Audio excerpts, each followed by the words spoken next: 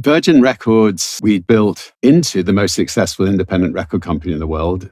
We'd just signed the Rolling Stones, Janet Jackson, David Bowie, and that was on top of Genesis and Sex Pistols and Steve Biko, and anyway, lots of wonderful artists. And I had been bumped off a plane and had decided that airlines do bump people. I really didn't like traveling on British Airways or Pan Am or TWA, and I thought, screw it. I'd quite like to start an airline. And I'd done a deal with Boeing to get one secondhand 747.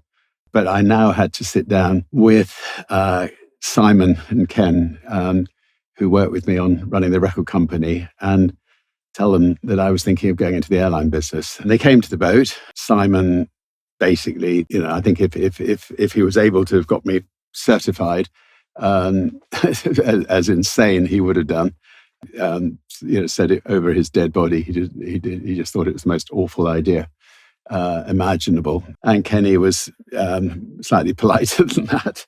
I had to think for a day or two. I was in danger of falling out with a really good friend who happened to be a cousin from South Africa.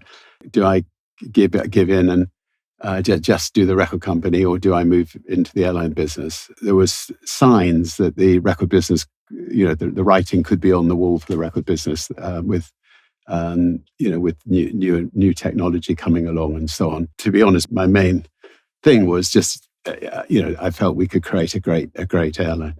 And so I had another meeting with them where I said, I've done a deal with Boeing where if it doesn't work out, if I'm wrong about people loving Virgin Atlantic, I can hand the plane back at the end of the first year. And therefore I protected the downside. And there is no risk, bar a few months' profits of Virgin Records, of us going into it. And on that basis, I finally got agreement pushing on with the airline.